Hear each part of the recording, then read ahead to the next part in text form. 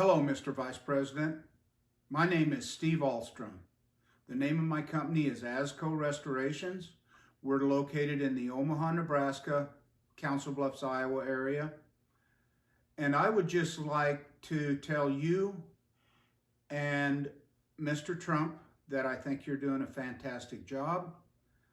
There's a lot of stress going on right now with you and what you're trying to do.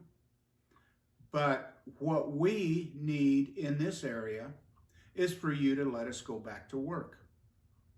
What the people in the Washington, D.C. area have forgotten is that we don't need your stimulus package.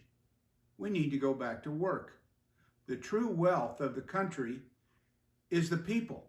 It's not the money, it's not the gold, and it's not the federal government.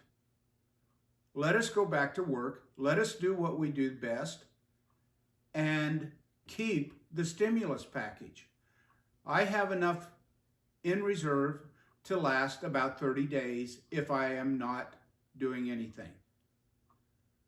I would like to ask you to let the American people do what they do best, and that is produce their own livelihood.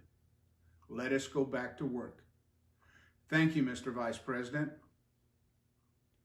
God bless you, and I wish you the best.